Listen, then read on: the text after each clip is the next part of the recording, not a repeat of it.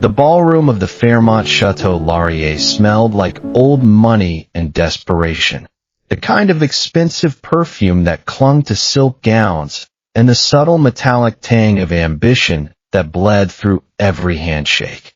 Leo Castellano stood near the floor-length windows overlooking the Ottawa River, his champagne flute untouched, watching his husband work the room like a politician on the verge of a landslide. Marcus Webb had been gone for nearly 3 hours now, circulating through the pharmaceutical executives, the hospital administrators, the foundation board members who all seemed to know him by name. Leo had been introduced to exactly none of them. He'd stopped counting the number of times Marcus's hand had rested on someone's shoulder, someone's chair, someone's arm. Close enough to be casual, close enough to mean something. Each touch was a small betrayal, a reminder that Leo existed in Marcus's world as an afterthought, a decorative piece brought out for occasions like this, and then carefully put away when no longer needed. The casual intimacy of those gestures, the way Marcus leaned in to whisper something to a pretty young administrator, the way his laugh carried across the room, all of it painted a picture of a man who had forgotten he had an Omega waiting for him at the edge of the room. He hadn't looked at Leo once. Not once in 3 hours. Leo had worn the charcoal suit, the one he'd found after 3 lunch breaks of searching through every menswear store within walking distance of the hospital. The one his colleague Priya had said made him look like he belonged in a room like this. Sharp, elegant, the kind of suit that whispered rather than shouted. He'd pressed it himself that morning in the cramped bathroom of the hospital residence where his younger brother Danny still lived, because their childhood home in Sudbury was gone now, sold to cover their mother's care home bills. Leo paid Danny's residence fees from his salary as a nurse practitioner, which left very little room for dry cleaning, and even less for the kind of life Marcus seemed to expect him to lead. The suit was his armor, his attempt to claim a place in a world that had never quite accepted him. Marcus Webb hadn't noticed the suit. He'd been on his phone when Leo came downstairs, scrolling through emails with that particular furrow between his brows that meant he was already calculating his next move, already 3 steps ahead in whatever game he was playing. When Leo said his name, Marcus had looked up with the vague expression of someone who'd forgotten anyone else was in the apartment, the distant, unfocused gaze of a man whose mind was already somewhere else. The sight of it had sent a familiar ache through Leo's chest, the same ache he'd been carrying for years. "The car's already waiting," he'd said, and walked ahead of him into the cold without waiting for a response. 5 years. That was how long Leo had been married to Marcus Webb, junior partner at one of Ottawa's most respected law firms, son of a man whose name was on a hospital wing, and an alpha whose pheromones had once made Leo's Omega instincts sing with certainty and promise. 5 years of arriving at events like this one, and being left to find his own way to the edge of the room while Marcus networked. 5 years of sleeping beside someone who treated his presence the way you treat furniture you've stopped noticing. Functional, familiar, fundamentally unremarkable. 5 years of slowly, imperceptibly disappearing from his own life, shrinking himself down to fit the small space Marcus had carved out for him. Leo watched him laugh now, really laugh, throwing his head back in a way he hadn't seen since their first year together, when Marcus had still tried.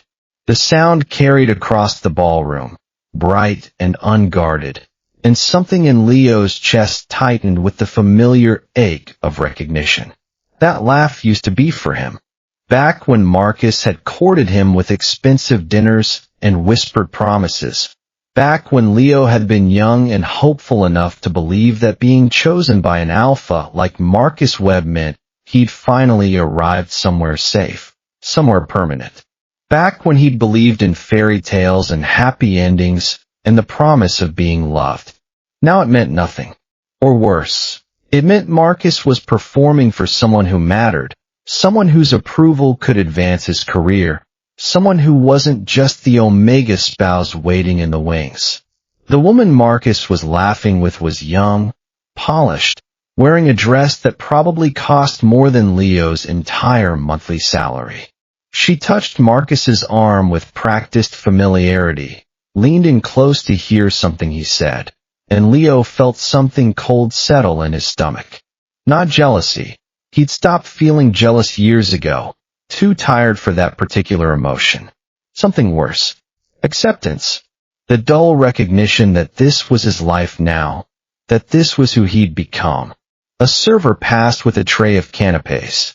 Leo shook his head politely, the gesture reminding him of his mother Margaret, who'd done the same thing in the months before the dementia took hold. That small, automatic politeness, declining things that no longer interested her, because she'd already begun to leave. The comparison struck him with unexpected force. Was that what he was doing? Leaving, slowly, imperceptibly, one small refusal at a time? Had he already begun to disappear from his own life, without even realizing it? Something in Leo's chest broke open quietly, the way ice cracks on a frozen river when the thaw finally comes. Not dramatically, just a hairline fracture spreading through the carefully constructed walls he'd built around himself. The walls that had kept him safe and small and invisible for so long. He set his champagne on the windowsill, smoothed the charcoal jacket one last time for no one in particular, and walked toward the exit. His Oxfords were silent on the carpet, loud on the marble foyer, and then he was through the brass doors and into the October air off the river. He breathed in cold and leaves and the distant smell of the canal, and he thought, I cannot go back in there. I cannot do this for one more minute. I cannot be that person for one more second. He texted his brother first. I'm okay. Just outside. I'll explain later. Then he walked. Ottawa at night in October was its own thing. The Parliament buildings lit gold against a blue-black sky, tourists and civil servants and students, and all the anonymous lives flowing past. Leo walked along the river path without any particular destination, his wool coat pulled tight against the chill, until his feet reminded him that these were not walking shoes. He found a bench near the locks and sat down, watching the water move past in the darkness, the lights of the city reflected in the ripples. His phone lit up. Marcus, where did you go? The Web Foundation speech is in 10 minutes, and you're supposed to be at the table. Not, are you all right? Not, I looked up and you were gone. The Foundation speech. Of course. Leo was an accessory, a prop, a convenient demonstration of Marcus's successful alpha life. He understood then, in the way you understand something you've known for a long time but refuse to name, that he'd been performing a role for 5 years. The supportive Omega spouse. The quiet presence at the edge of the room. The one who smiled and nodded and never asked for anything. He'd been so good at it, so perfectly invisible, that Marcus had stopped seeing him altogether. He typed, I won't be coming back in. Don't call me tonight. The response was immediate. Leo. Don't be dramatic. This is embarrassing. Embarrassing. That was what Marcus cared about. Not whether Leo was all right. Not why he'd left. Not the 5 years of accumulated neglect that had finally reached their breaking point. Just the optics. Just the performance. Just the way it would look to his colleagues and clients and the partners at his firm. Leo turned his phone face down on his knee and looked at the water. The locks glimmered under the street lights, and the river moved past with the patient indifference of something that had seen centuries of heartbreak and would see centuries more. He sat there for a long time, letting the cold seep through his coat, letting the quiet settle around him like a blanket. The sounds of the city faded into the background, and for the first time in years, Leo felt something that might have been peace. He was still sitting there 20 minutes later when his phone rang with a number he didn't recognize, a Montreal area code. He almost let it go. Then something made him answer. Leo. The voice was measured, unhurried, male, older. My name is Julian Webb. I believe we've met once or twice at family events, though briefly. Leo knew the name. Marcus's father, a man he'd exchanged perhaps 4 sentences within 5 years of marriage. A thin, silver-haired figure who appeared at Christmas and the annual Foundation Gala and disappeared again with the same quiet thoroughness. An alpha whose pheromones had always felt different from his son's. Older, more contained, less performative, carrying a weight of experience that Leo had never quite been able to read. There was something about Julian that had always made Leo feel seen, even in those brief encounters, as though the older man noticed things other people missed. Yes, Leo said carefully. Mr. Webb, I understand this evening has been difficult. A pause that felt deliberate rather than uncertain. I am not calling about my son. I want to be clear about that. I am calling about you. Leo looked at the river, his breath fogging in the cold air. About me? Where are you right now? By the locks. He hesitated. On the river path. There is a car already nearby. I would like to send it for you, if you are willing. There is a conversation I have wanted to have with you for some time, and I think tonight, given everything, it may finally be the right moment. Leo should have said no. He knew that. He was a 32-year-old Omega sitting alone by the Ottawa River at 10 at night, and a man he'd met 4 times was offering to send a car. Everything practical in him said hang up and call a cab. Everything cautious said this is a bad idea. But something else, something that had been buried under layers of self-preservation for years, whispered, what do you have to lose? And Julian Webb's voice had something in it he hadn't heard from anyone in the Webb family in 5 years. He sounded like he meant Leo specifically, not Marcus's Omega, not the spouse, not the accessory. Him. As if Leo's existence mattered beyond the role he played, as if he were a person rather than a prop. All right, Leo said. Send the car. It arrived in 8 minutes, a dark gray Volvo, which Leo registered as unusual. He'd expected something more theatrical, more reflective of the Webb family's wealth. The driver, a quiet woman in her 50s named Helene, said only, comfortable back there, and then drove without speaking, which Leo was profoundly grateful for. He didn't think he could have managed small talk. He sat in the back seat, watching the lights of Ottawa recede, and felt something loosening in his chest. They left Ottawa heading west, then turned north onto a two-lane road that wound through townships he didn't know. The city lights faded, farms appeared and disappeared in the dark, and Leo watched the landscape transform from urban to rural to something he couldn't quite categorize. After about 50 minutes, Helene turned onto a lane marked only by 2 stone pillars and a low fence of old cedar. The house at the end of the lane was not what Leo had expected. It was large, yes, but it was a Quebec farmhouse at its core, white clapboard, wide verandas, a red metal roof gone orange with age. Lights were on in every window, warm and domestic, and the whole place had the comfortable, lived-in quality of somewhere that had been loved for a long time.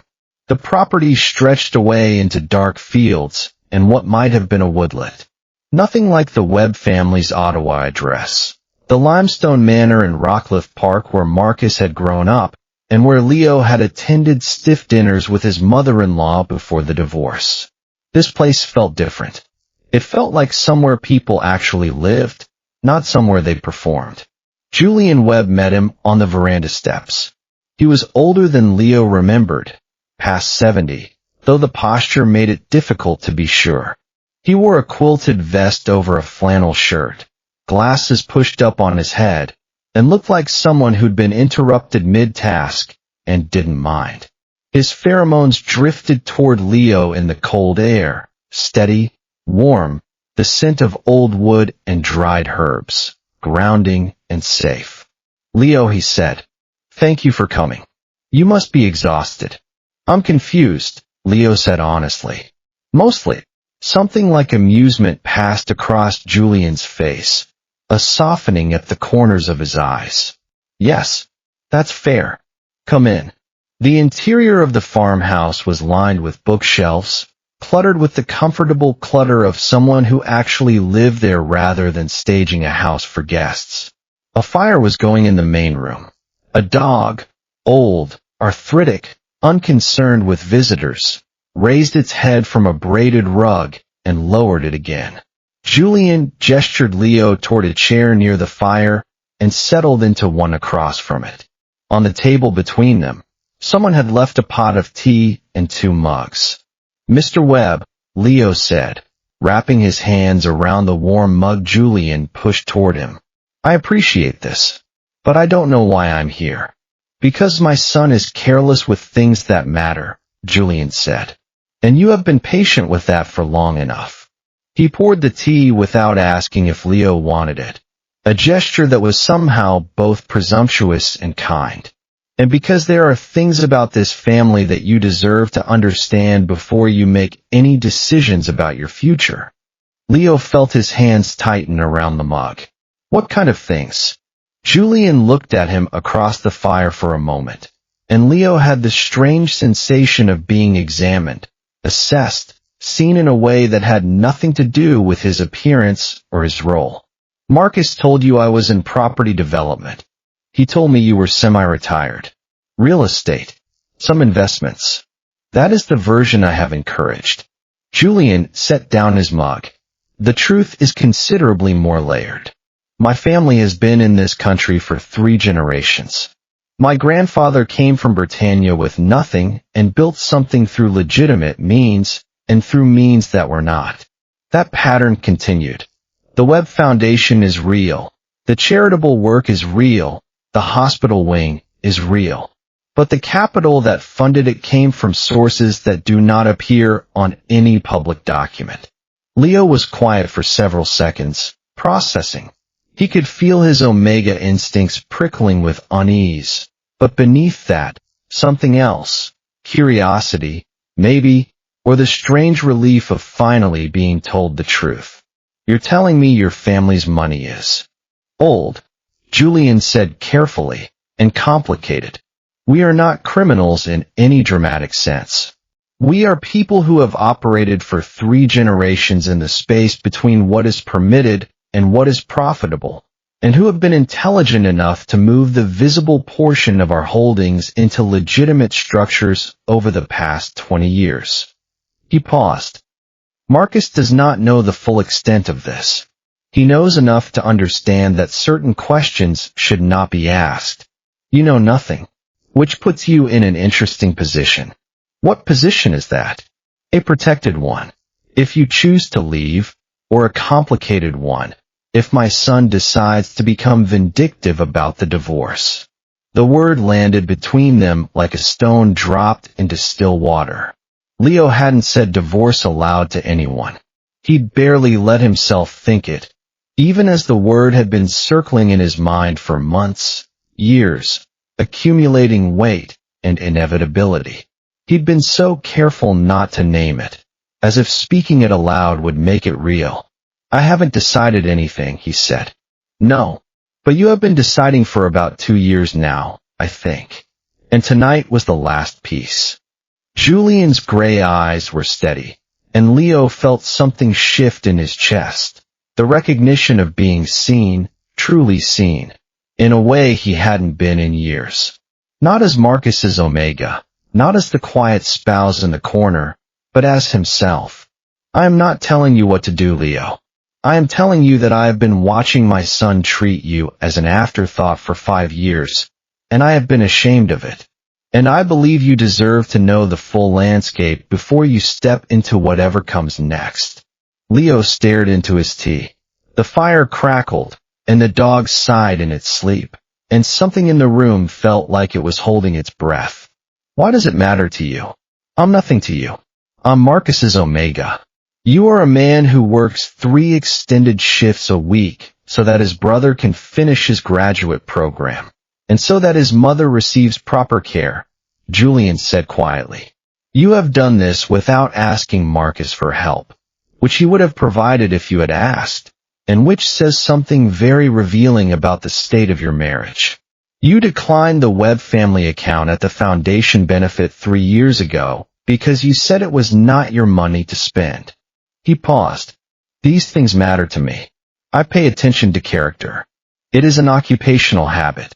Leo did not trust himself to speak for a moment. He could feel the heat of the tea through the ceramic mug, the warmth of the fire on his face, and something else, a strange, unfamiliar sensation of being valued for who he was rather than what he could provide.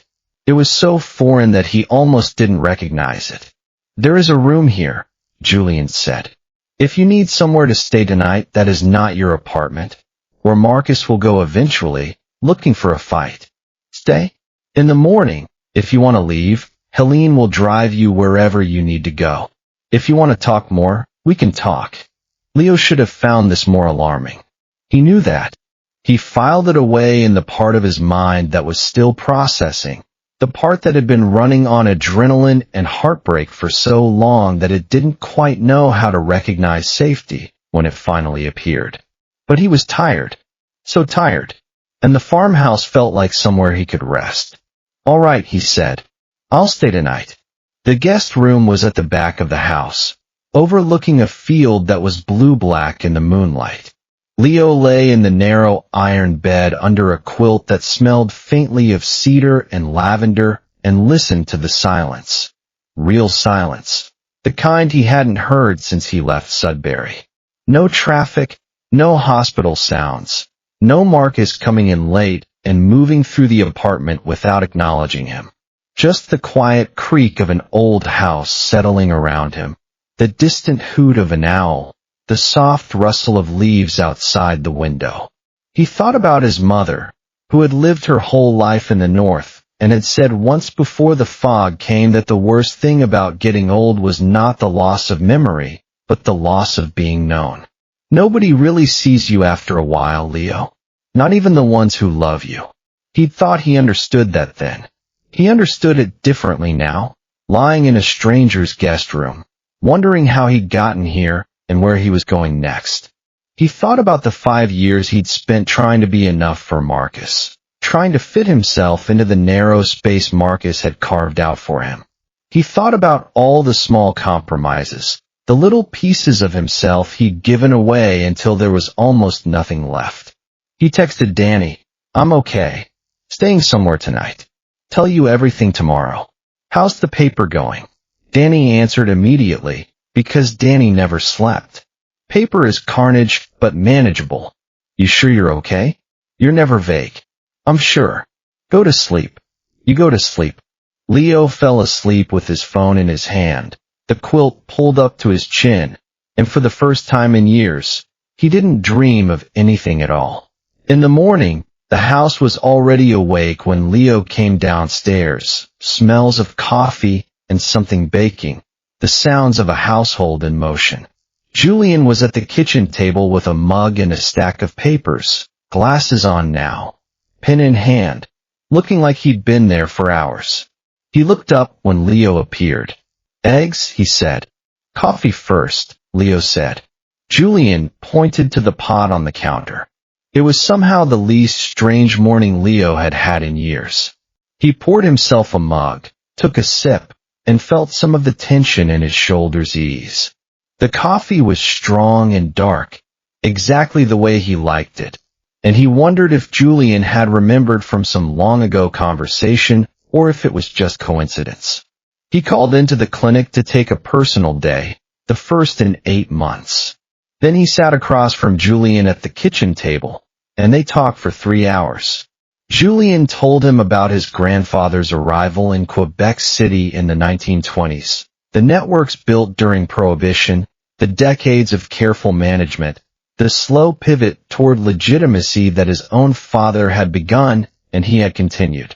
He told him about his wife, Constance, who had died 11 years ago from a cancer that moved faster than anyone had expected, and who had been, he said, The only person in his life who had never wanted anything from him except his company. He told Leo about the early days of the foundation, the struggle to build something meaningful out of the complicated legacy he'd inherited. He told Leo that when Marcus had brought him to the first Christmas dinner, Constance had already been gone 2 years. He'd watched Leo quietly help the catering staff clear the table when the hired help was overwhelmed, and he'd thought, "This is not the kind of person Marcus knows how to deserve." Leo set down his mug. "That's a very kind thing to say." Julian refilled his coffee. "I have had 11 years to say accurate things rather than kind ones. There is less time to waste." Leo looked at him across the table. This careful, contained alpha who had said more true things to him in one morning than Marcus had in 5 years. He could feel the warmth of the coffee mug in his hands, the subtle pull of Julian's pheromones in the air, steady and grounded and nothing like the sharp, possessive scent Marcus carried. Something cracked open in Leo's chest again, not the same way as last night, not grief, but something closer to recognition. A sense of being understood, of being seen for who he actually was rather than who he was supposed to be. "What is it you're actually offering me, Mr. Webb?" Leo said. "Not last night's version. The real one." Julian was quiet for a moment, hands around his mug. "I am offering you a choice. You can leave Marcus with resources that ensure you do not have to choose between your mother's care and your brother's tuition. I will see to that regardless." He paused. "Or you can stay, not as Marcus's Omega, as someone with a place here. A real one, with a purpose and a community and the kind of safety that you have been trying to provide for everyone else on your own." "That's still very vague." "I have a foundation," Julian said. "A real one, separate from the web name. I have been running a network of community health programs across rural Ontario and Quebec for 12 years. Small clinics, mobile units, palliative care coordination. We are badly in need of someone who understands nursing practice and who can manage the human side of things. Patient relationships, staff culture, the parts that the board members with their MBAs consistently get wrong." He looked at Leo steadily. "I have watched you be underestimated for 5 years. I would like to offer you the opposite of that." Leo was quiet for a long time. He could feel the weight of the offer settling on him, not as a burden, but as something unexpected, something that felt almost like hope. The foundation, the work, the chance to build something meaningful. It was more than he'd dared to want for himself in years. He'd been so focused on surviving, on getting through each day, that he'd forgotten what it felt like to want something more. "You barely know me," he said finally. "I know what I have observed," Julian said. "I find that sufficient." Leo asked for 3 days to think. Julian gave him a week and a key to the farmhouse and told him to come and go as he needed. He drove back to Ottawa in Helene's car, walked into the apartment to find Marcus already there, and spent 45 minutes navigating a conversation that confirmed everything he'd already known. Marcus wasn't cruel. He was simply finished with him in the way you are finished with a phase of your life, and he assumed Leo understood this. His primary concern was the optics of the situation and whether Leo would speak to his firm's partners before the divorce was finalized. "No," Leo said, and he was surprised by how steady his voice was. "I won't speak to anyone, but I'm not signing anything until I've talked to my own lawyer." Marcus's eyes flickered with something, annoyance, maybe, or the first glimmer of surprise. "You've been planning this." "I've been living this," Leo said. "There's a difference." Marcus stared at him for a long moment, and Leo could see the calculation happening behind his eyes, the assessment of threats and opportunities, the weighing of consequences. "Fine," Marcus said finally. "Get your lawyer. But don't make this difficult, Leo." "It doesn't have to be difficult." "It already was difficult," Leo wanted to say. "It's been difficult for 5 years." But he didn't. He just nodded and walked out of the room, and for the first time, he didn't feel like he was leaving something behind. He felt like he was walking towards something. He signed nothing that week. He talked to a lawyer of his own choosing, a woman named Tremblay recommended by a colleague, sharp and no-nonsense, who listened to his story with growing outrage and told him he was entitled to far more than Marcus had offered. She laid out the options with brutal clarity, and Leo felt something like empowerment settle over him. He visited his mother, who was having a good day, and remembered Leo's name and asked about Danny. Leo sat with her for 2 hours and held her hand and told her about the river in Ottawa, the autumn trees, the way the locks looked at night with the lights on the water. He told her about the farmhouse, about the offer, about the possibility of something new. She squeezed his hand and smiled, and Leo felt like she understood even if she couldn't say it. He drove up to the farmhouse twice that week. Both times, Julian was there, reading in the study, working in the garden, cooking dinner in the kitchen. The second time, Leo brought Danny.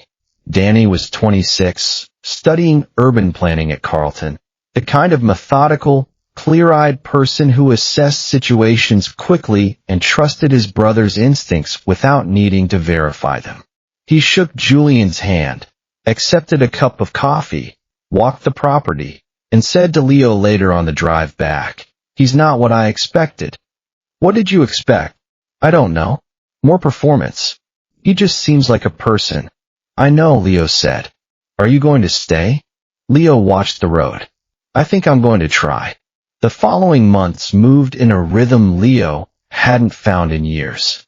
He moved out of the Ottawa apartment and into a rented house in the small town nearest the farmhouse, a modest place with a good kitchen and a yard Danny could use when he visited on weekends. It wasn't much, but it was his, and that mattered more than he'd expected. He began work with Julian's Rural Health Network, the Constance Web Community Foundation, named for his wife, on a contract basis at first, then more formally as the winter came on, and it became clear that what they needed was not a consultant, but someone who intended to stay. The work was more demanding and more satisfying than anything Leo had done before. The mobile clinic network served communities that had been without consistent medical access for decades. Towns so small they didn't appear on most maps. Farms so isolated that a house call meant an hour's drive down unplowed roads. He made house calls with a retired GP named Dr. Arsenault, who drove too fast on gravel roads and kept hard candies in every pocket and had opinions about everything. He sat with a woman named Madame Beaumont who was 91 and hadn't seen a nurse practitioner in 3 years, and who sent Leo home with a jar of chokecherry jam and a request to come back on Thursdays. He met families who'd been struggling for years without the care they needed, and he found himself learning their names, their stories, their small victories and quiet heartbreaks. He visited his mother every second Sunday. He texted Danny every day. He slept without lying awake waiting for the sound of a key in a lock, without the constant low-level anxiety that had become so familiar he'd stopped noticing it. He woke up in the morning and felt something he'd almost forgotten: anticipation, the sense that the day might hold something good. And in the evenings, often, he found himself at the farmhouse. It wasn't planned at first. He'd stop in to discuss a program report or a staffing decision and stay for dinner because Julian would simply begin cooking without asking, and it seemed rude to leave. They talked about the network, about palliative care policy, about the gap between what rural patients needed and what urban health planners imagined they needed. They talked about Constance, who had apparently had strong opinions about everything and had been right about most of it. They talked about Danny's thesis, about Sudbury in winter, about a novel Julian had been reading that he thought Leo would argue with. Leo did argue with it, and Julian was pleased. And it turned into the kind of conversation that went past midnight without either of them noticing. Leo noticed one evening in February that the dog had started following him when he moved around the house. He noticed sometime in March that he'd stopped thinking of the farmhouse as Julian's house and started thinking of it as somewhere he was going, somewhere he belonged. He noticed that Julian's pheromones, when he walked into a room, made something in his chest unclench. He didn't examine this too carefully. He was a practical person. He put the observation in a pocket and kept working. Marcus served him with divorce papers in April, properly this time, through a solicitor. The settlement offer was less than Leo was entitled to. Tremblay, his lawyer, said so in brusque terms and filed the appropriate response. A week after the papers arrived, Leo drove up to the farmhouse to find a letter waiting on the kitchen table. It had been forwarded from the Ottawa apartment, redirected to the Foundation's office, and then brought here by Helene, who hadn't mentioned it on the drive over. Leo recognized Marcus's handwriting on the envelope. He opened it with steady hands. "You want to know what I actually think? I think you always wanted this to fail. I think you chose someone outside your world on purpose so you'd have an excuse to leave. The fact that you're working for my father now of all things, I don't know what that says about you." Leo folded the letter and put it in his coat pocket. He stood at the kitchen window looking out at the back field, where the snow was retreating from the south-facing slope and the first pale wash of green was showing through. The earliest signs of spring, tentative and hopeful. He felt the old familiar ache of Marcus's accusations, but it was muted now, distant, like a wound that had finally begun to heal. He heard Julian come in from the mudroom, the sound of boots, the old dog's tail against the floor. "The field maple is budding," Leo said without turning around. 2 weeks early this year," Julian said. A pause. Leo heard him pour a mug of coffee. Marcus wrote, "I know. Helene told me it had come." His voice was careful, measured, giving Leo space. "You don't have to share it. He seems to think I engineered this somehow." "Do you think that?" Julian looked at him across the kitchen. He was still in his coat, the glasses on the end of his nose, mug in hand. Entirely unheroic, entirely human. Leo could smell his pheromones, steady and warm, and something in his chest loosened. "No," Julian said. "I think my son failed to see what was in front of him, and then was surprised when it left." Leo looked at him for a moment. Then he took the letter from his pocket and fed it into the wood stove in the corner. The paper curled and blackened and disappeared. He watched it burn, and felt something release in his chest. Spring came in stages, as it always does in eastern Ontario, tentatively, retreating, returning with more confidence each week. The Foundation's spring program review brought in board members from Toronto and Montreal, and for 2 days the farmhouse table was covered in reports and spreadsheets and projections. Leo ran the meetings because Julian told the board he was the person to brief them, and he did, clearly and without performance, fielding questions with the calm competence that had made him a good nurse and was making him a good administrator. Afterward, a woman named Chakraborty, who ran a national rural health advocacy group, asked for his card and said they should talk about collaboration opportunities. She told him she'd heard about the work he was doing, that it was making a real difference in communities that had been neglected for too long. Julian watched all of this from the end of the table, and in his expression Leo saw something he couldn't immediately name. Pride, maybe, or something deeper. Something that looked almost like love. On the second evening, after the board members had gone to their hotels in town, Julian and Leo sat on the veranda in the cold with the last of the day's coffee and the dog between them. "You were impressive today," Julian said. "I know the material," Leo said. "It's more than that."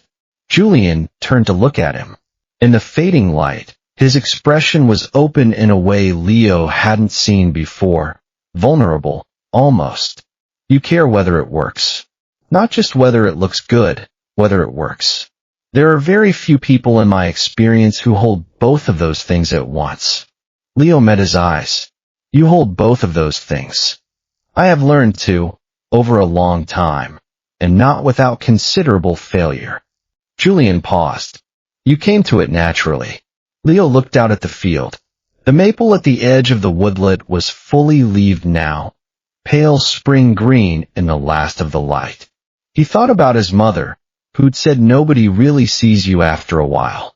He thought about the Fairmont ballroom, the charcoal suit, the champagne he'd never drunk.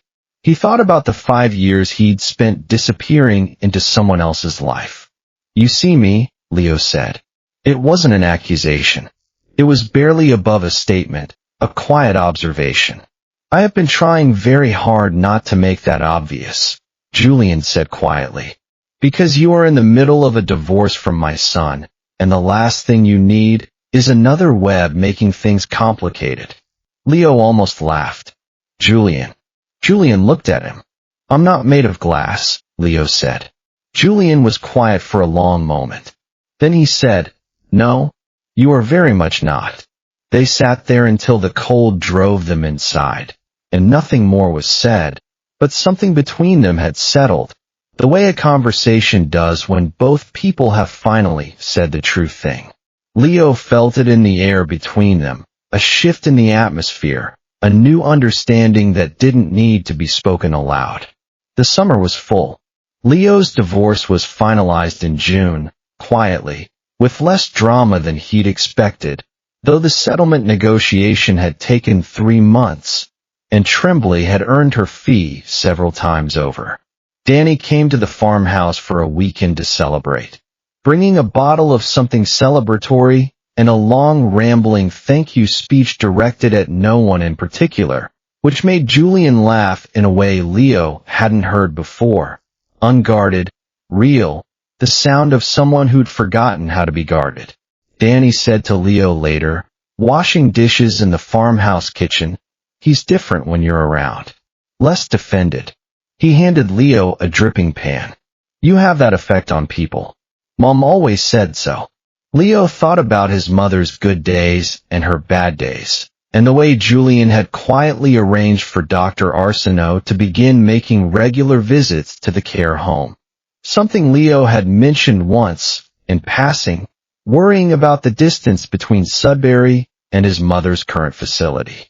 He hadn't asked Julian to do that. He'd simply listened, and then he'd acted. It was such a small thing, and yet it meant everything. Leo had been thinking carefully about what Julian represented and what he was walking toward. He was a practical person. He didn't pretend otherwise. Julian was 72. He had a history that was layered in ways Leo was still learning the shape of.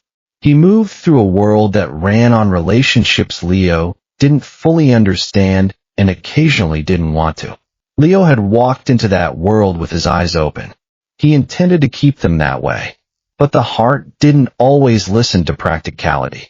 In July, trouble arrived in the form of Marcus. Leo was returning to the farmhouse from a site visit in the Renfrew Valley when Helene called. Mr. Marcus Webb is at the front gate, she said, her voice entirely neutral. He is requesting access. Mr. Webb Sr. has asked me to alert you before any decision is made. Leo had known this was coming. Marcus had been building towards something for months. Mutual colleagues relaying things he'd said. A letter to the Foundation's board chair that Julian had mentioned without alarm, but with a watchfulness that told Leo it hadn't been nothing. Let him in, Leo said. I'll be there in 20 minutes. He arrived to find Marcus in the sitting room, standing by the window, hands in his pockets. He looked tired in a way Leo hadn't expected, less polished than he remembered, shadows under his eyes, the expensive suit somehow less convincing than it used to be. He'd always been polished. Julian was not in the room. Leo learned later that he'd been there, had let Marcus in, had offered him coffee, had said with great politeness, Leo is the person you need to speak with, and had left. A deliberate gesture, a transfer of power. You look well, Marcus said. You drove 3 hours, Leo said. What do you want? Marcus exhaled, a long breath that seemed to deflate him. I want to understand. There's not much to understand. You're living on my father's property, working in his organization, and somewhere in the middle of all of that, he stopped, looked at the floor. I'm not angry. Or I am. But not about what I thought I was angry about. He looked up. Was it always going to end? Leo considered lying or cushioning it. He decided against both. Yes, he said. I think it was. I stayed longer than I should have because I didn't want to admit that. Marcus nodded slowly, a jerky motion that didn't look like acceptance. And him. Leo held his gaze. That came after. And it is not what you think it is, a revenge plot, an affair, me taking something from you. None of those. I did not plan this, Marcus. He called me. I was on a bench by the locks at 10 at night, and he called, and I was desperate enough to answer. And what came after that was... He paused, and found he didn't have a clean word for it. Real. It was real. That's all. Marcus looked at him for a long time. Something went out of his face. Not rage, just the last of whatever he'd been carrying here. The tension in his shoulders eased, and for a moment, he looked almost like the man Leo had married. He's different with you, Marcus said finally. I've noticed it when we've spoken. He's a pause. My father has been half present for 11 years. Since Mom died. I didn't think that was going to change. Leo said nothing. There was nothing to say. I'm not asking you to stop, Marcus said. I want to be clear about that. He stopped. I wanted to see you. I wanted to see it. To understand that it's real. He left an hour later, civil, quiet, final in the way that goodbyes are when both people understand that the chapter is genuinely over. Leo watched his car disappear down the lane and felt something lift from his shoulders, a weight he'd been carrying for so long he'd forgotten it was there. Julian was in the garden when Leo came out, deadheading the roses along the stone wall with the focused attention he brought to practical tasks. He looked up. All right. Yes, Leo said. And he meant it. 3 weeks later, the trouble that mattered arrived. It came in the form of a phone call. Julian took in the study with the door closed. And then another that evening, and a morning spent on the veranda with 2 men Leo didn't recognize, who spoke quietly and left without coming inside. Leo noticed the household security was augmented that week. There were 3 discreet present, who he'd learned not to ask too many questions about, and then 2 additional people he hadn't seen before. The atmosphere in the house shifted, still calm, still warm, but with an undercurrent of tension Leo could feel in his bones. He asked Julian directly. Julian told him directly.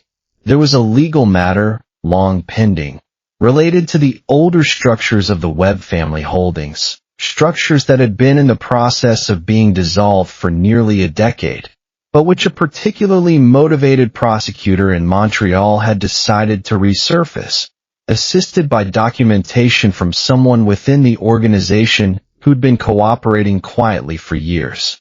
How serious? Leo said. Manageable. Julian said with the measured tone that Leo had learned meant more serious than I am letting you see in my expression. But I am in control of it. What do you need from me?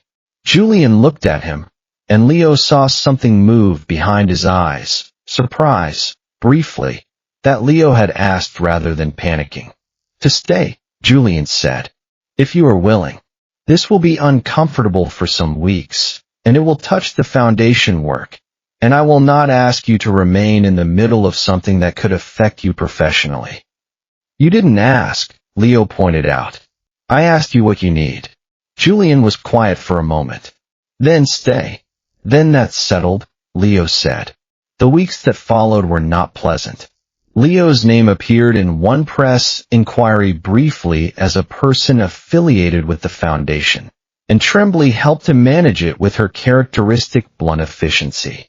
The board of the Constance Webb Foundation held an emergency call on which Leo presented the network's program outcomes with such clarity and evident independence from the legal matter that Chakraborty said afterward that the inquiry had revealed nothing except that the foundation's work was legitimate and its staff was remarkable. Danny texted, "I'm reading the news. Are you okay?" Leo called him and talked for an hour, reassuring him that he was fine, that the situation was under control, that Julian had everything in hand. He didn't mention the knot of anxiety in his stomach or the sleepless nights. He didn't mention the way he found himself watching the road, waiting for more trouble to arrive. Dr. Arsenault, who'd known Julian Webb for 30 years and had opinions about everything, stopped by the farmhouse one evening and sat in the kitchen with Leo. He told Leo that Julian hadn't been the same since Constance died, but that he'd been something like himself again this year. And whatever Leo was doing, he should keep doing it. "That's not useful information," Leo said. "No," said Dr. Arsenault, stealing a cookie from the cooling rack. "But it's true." The legal matter resolved in October, just over a year after the night of the Fairmont Ballroom. The prosecutor in Montreal had been working from documents provided by a former associate of the family whose credibility was under examination and considerably thinner than it had appeared. Julian's legal team had been 3 steps ahead of the inquiry for months. It emerged, and the settlement that resulted formalized the dissolution of the last remaining non-legitimate holdings in exchange for full cooperation with a broader investigation into financial structures that had nothing to do with the Webb family and everything to do with people who'd been hoping to use this inquiry as cover. Leo learned this in pieces from Julian and from Tremblay, and from a short conversation with one of the quiet men who'd visited the farmhouse in August, who turned out to be a lawyer from Montreal who'd been working the situation since before Leo arrived. He processed all of it calmly, which surprised him less than it might have a year ago. He'd learned something about himself in the intervening months, that he was stronger than he'd thought, more resilient, more capable of facing difficult truths. The man who'd stood in the Fairmont Ballroom feeling invisible had become someone else entirely. Marcus called when the news broke formally to say he was glad it had resolved well. It was a 30-second conversation, professional, and ended with him saying he hoped Leo was well, and Leo saying he hoped the same for him, both of them meaning it. There was no bitterness left, just the quiet acknowledgement that they'd both moved on. The farmhouse in October smelled of wood smoke and the last of the apple harvest from the orchard at the back of the property. Leo had learned over the year that Julian's attachment to the place was not about the land or the investment value, but about Constance, who'd found it, who'd wanted something that felt like home rather than an address, who'd spent her last good years in the kitchen and the garden and on the veranda with the dog in the evenings. Leo understood that now, in a way he hadn't that first night. He was in the garden room the evening the legal matter officially closed, sitting with a glass of wine and a program report he was meant to be reviewing, when Julian came in from the veranda and sat across from him in the other chair. "It's over," Julian said. "I know." Leo had received the call from Tremblay that afternoon. Julian looked at him across the space between the chairs. The fire was going, and the dog was on the rug, and outside the October dark was settled and quiet over the field. The silence between them was comfortable, the kind of silence that comes from months of shared meals and conversations and quiet mornings. "I am going to say something," Julian said, "and I want you to understand that there is no pressure attached to it. And if it changes how you feel about any of this, I will accept that without any difficulty whatsoever." Leo set down the program report. "I'm listening." "I love you," Julian said, in the straightforward way he said most things. "I have been aware of it since February, approximately. I did not intend it, and I do not expect you to reciprocate it on any particular timeline. But I am 72 years old, and Constance taught me that the worst thing you can do with a true thing is leave it unsaid because you are afraid of the inconvenience. Leo looked at him for a long moment. The fire crackled, and the dog sighed, and something in Leo's chest that had been locked away for years opened. I know, he said. Julian raised an eyebrow. I've known for a while, Leo said. He paused. Taking my time. That is your prerogative entirely. Julian. Leo stood from his chair. He crossed the small space and sat on the arm of Julian's chair in the way he'd never let himself do before. Julian's arm came around his waist with the kind of automatic certainty that meant he'd been imagining it for a long time. I love you too. I have been practical about it, which is my thing, and I am done being practical about it. Julian pressed his face briefly into Leo's hair. His exhale was the sound of a very long tension releasing, a breath he'd been holding for months. You are the most remarkable person, he said quietly, that I have ever had the privilege of knowing. Outside, the field maple was bare now, November bare, its branches black against a sky thick with stars. Inside, the fire crackled and the dog sighed on the rug, and Leo sat in the circle of Julian's arm and felt something he'd almost stopped believing he would feel. Seen. Simply, completely. Without performance or expectation.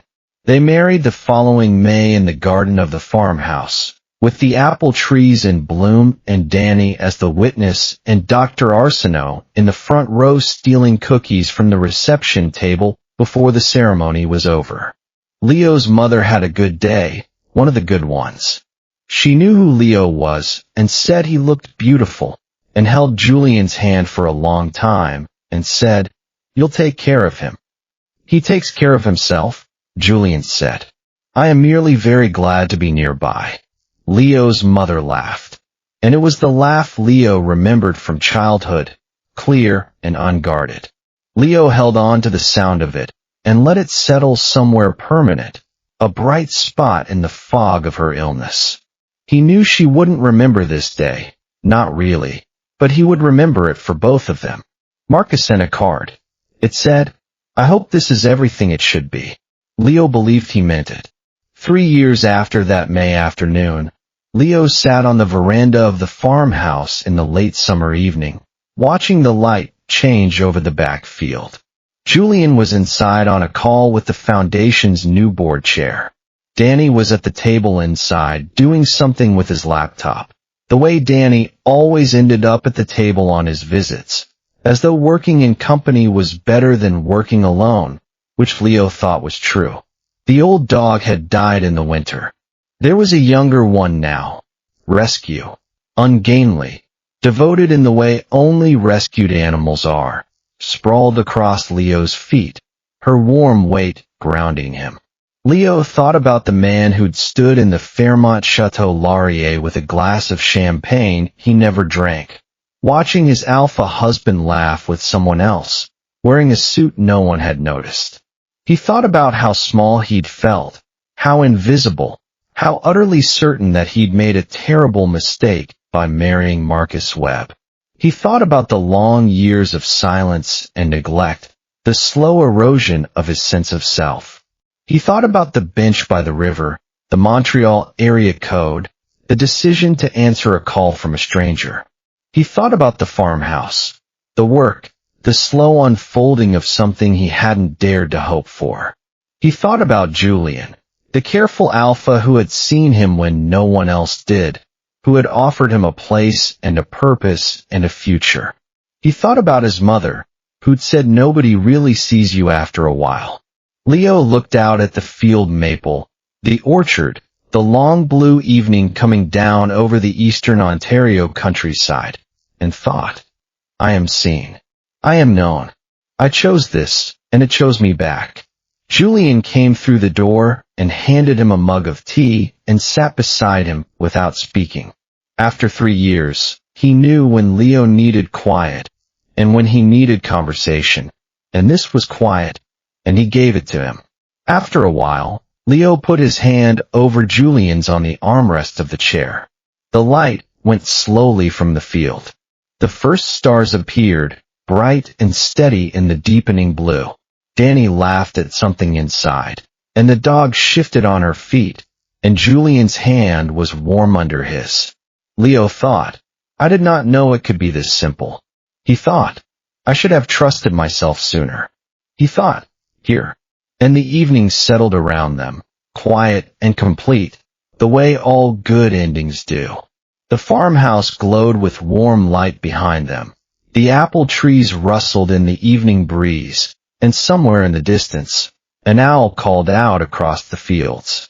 Leo leaned his head against Julian's shoulder and felt the steady rhythm of his breathing, and for the first time in his life, he knew exactly where he belonged.